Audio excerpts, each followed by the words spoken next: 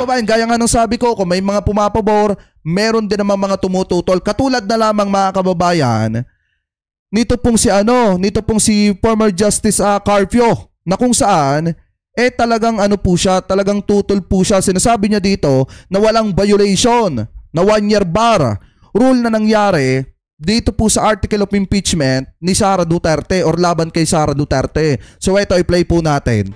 Diretsahang tanong na po sa inyo, kayo po ba ay pabor o hindi sa naging desisyon nitong mga maestrado na sabihing unconstitutional itong articles of impeachment laban kay VP Sara?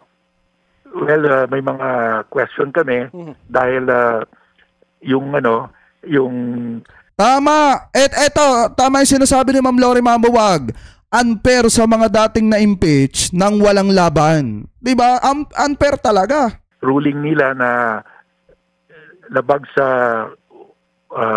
1-year ban yung fourth complaint, I think mali yun. Factually erroneous yun. Dahil, sabi nila, starting the adjournment of... Sabi ni Ma'am Eileen Drinon, Unity Clan, kasuhan na ng plunder yung si Sara. Pagkakaalam ko, parang kakasuhan nga po or nakasuhan na. The House on February 5, 2025, yung 1-year ban nag-umpisa na. The 1-year ban started to run on upon the adjournment.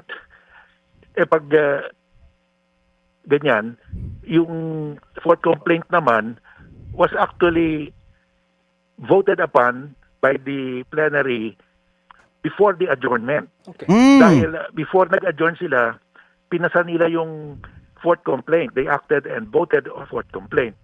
So, bago nag-umpisa yung yung 1 year... At saka tandaan nyo, mahigit 1/3 mga kababayan ang sumuporta doon sa pang-apat na complaint na inakyat, diyan po mga kababayan itinransmit, diyan po mga kababayan sa Senado. Ibig sabihin, dumaan sa tamang proseso? Year ban, nakapasok na yung fourth complaint.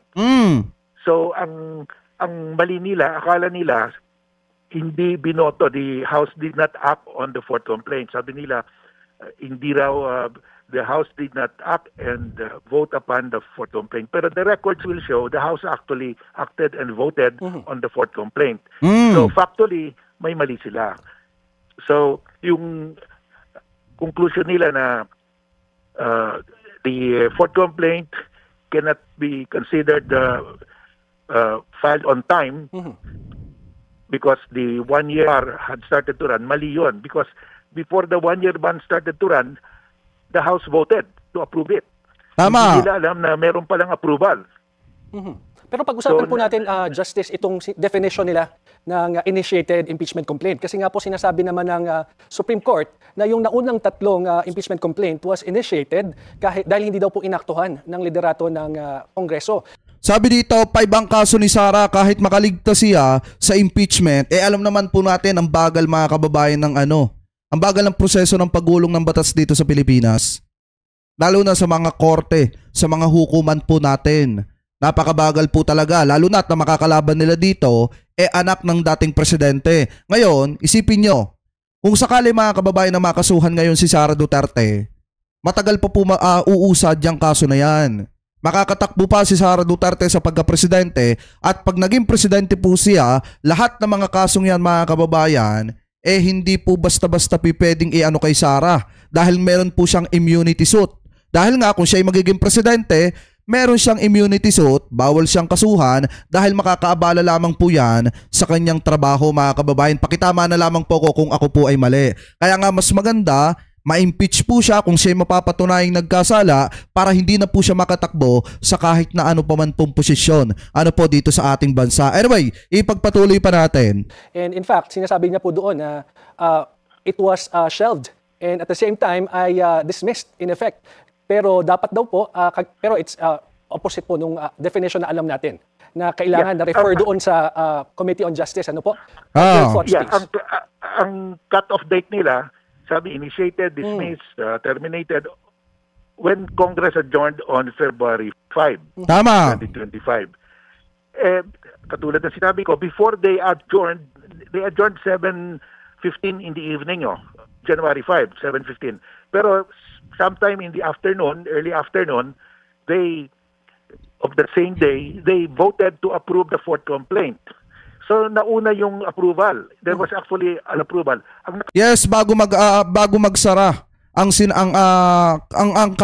Kamara, mga kababayan, at saka po itong Senado. Na-transmit pa yung article of impeachment diyan po sa Senado. Anyway, shoutout po kay kay Ma'am She, shoutout din kay Ate Mikimoto.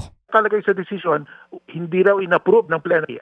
That's not factually correct. It was actually approved.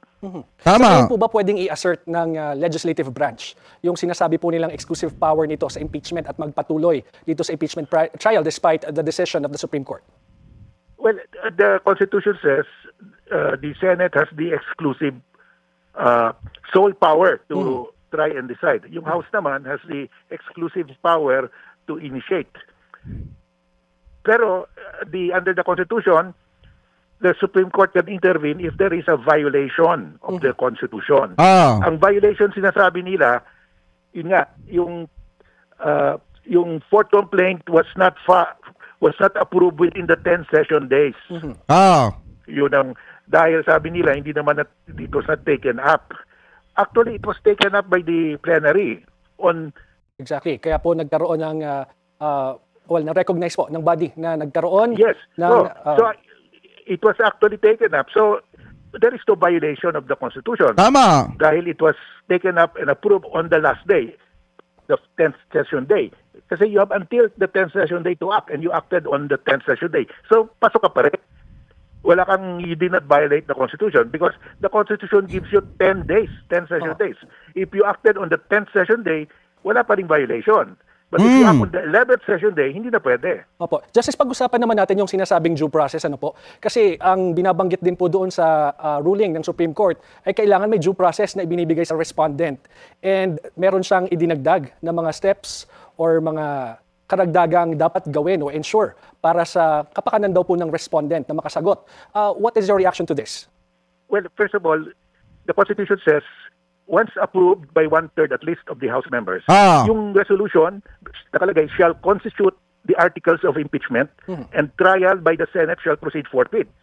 So, forthwith, under the Filipino version of the Constitution, official version, forthwith means agad-agad. Tama. So, na-adapt na yung resolution by 1/3 of the House, agad-agad mag-trial na. So, anong ginawa ng Senado? Hindi naman sila nag-trial agad-agad.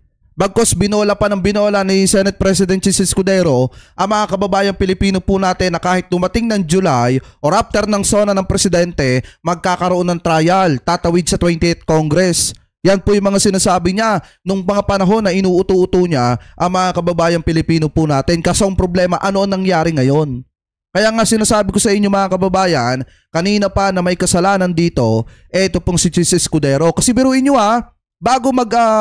bago magtapos ang session, bago mag-session break, ang Senado na ihabol pa mga kababayan yung article of impeachment na pinagbotohan ng 1/3 or lampas pa nga sa 1/3 dyan po sa Kamara, Representantes. At dahil po dyan na i-transmit po yan sa Senado at nung na-transmit na sa Senado, dapat ang ginawa ng Senado, agad-agad po sila mga kababayan nagsimula dyan po sa impeachment ni Sara Duterte. Kaso nga lang ang problema, puro pa interview, puro pa pogi yung ginawa ni Chis Escudero noong mga panahon na yon. Wala namang pagkataon na magkaroon pa ng hearing ang sa House.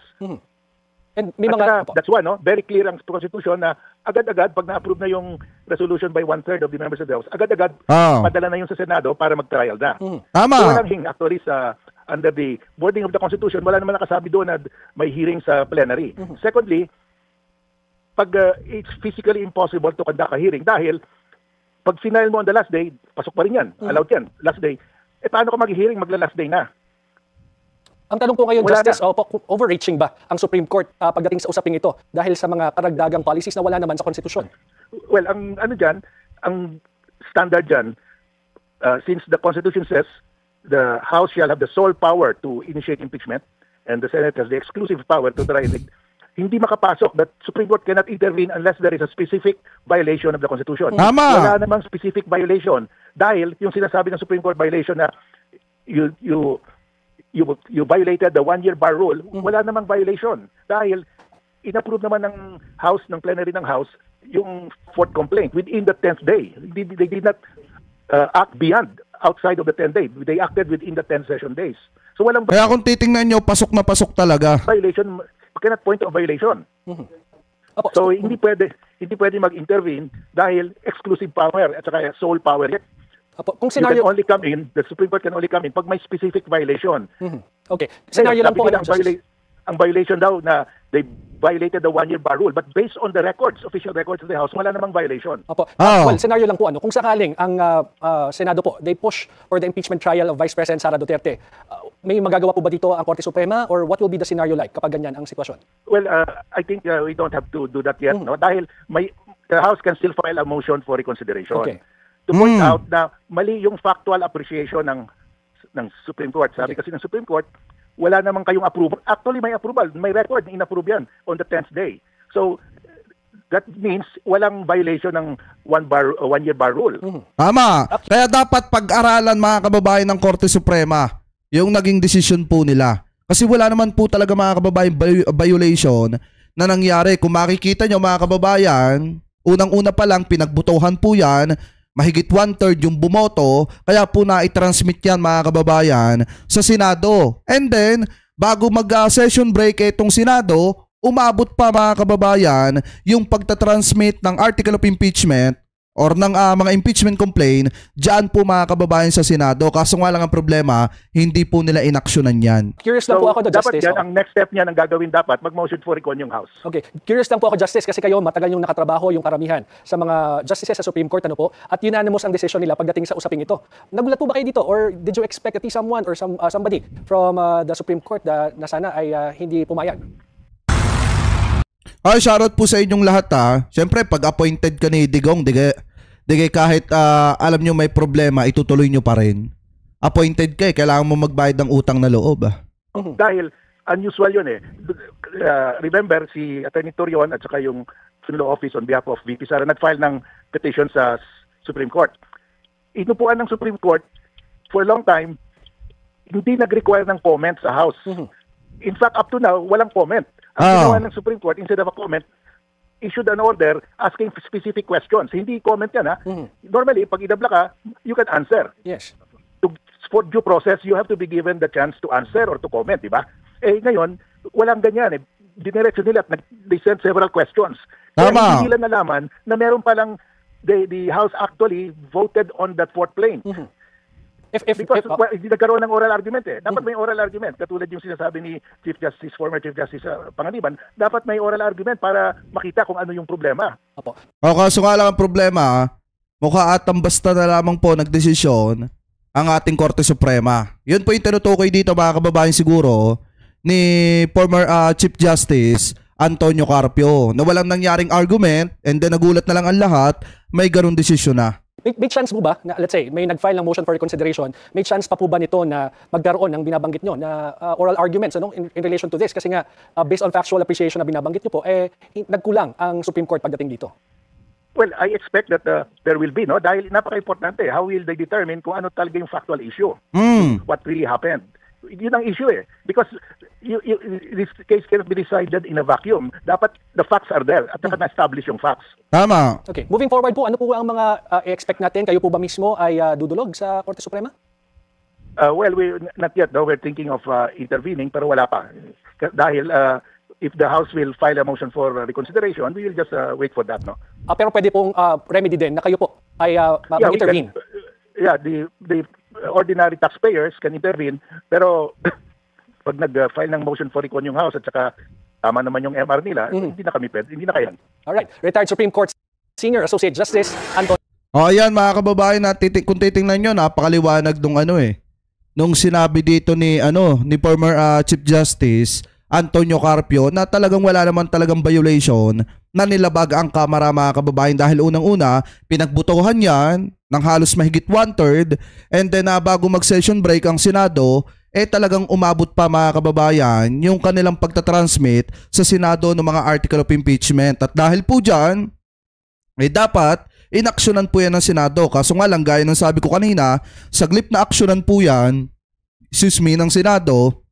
Ang ginawa po ni Senate President Chis Escudero nagpapogi lang ng nagpapogi, nagpa-interview lang ng nagpa-interview. Kaya ang nangyari mga kababayan, na-delay yung impeachment trial hanggang sa eto na. Naglabas na ng resolusyon mga kababayan, naglabas na ng desisyon ang Korte Suprema about po dyan sa impeachment ni Sara Duterte na kung saan sinasabi na labag daw po yan sa saligang batas. Kasi nga, yung tatlo daw po na nauna na mga impeachment complaint, kahit daw po nakatabi yun, nangangahulugan daw po yun na hindi inaksyonan ng Kamara at na-dismiss na. Ika nga mga kababayan na ibasura na. Kaya etong nangyaring pagpapile ng fourth impeachment mga kababayan laban po dito kay Sara Duterte, fourth impeachment complaint na nai-transmit dyan po sa Senado, labag daw po yan sa saligang batas kasi nalabag daw mga kababayan yung 1-year bar rule. Yan po yung sinasabi nila. So anyway, mga kababayan, kung kayo po ang tatanungin,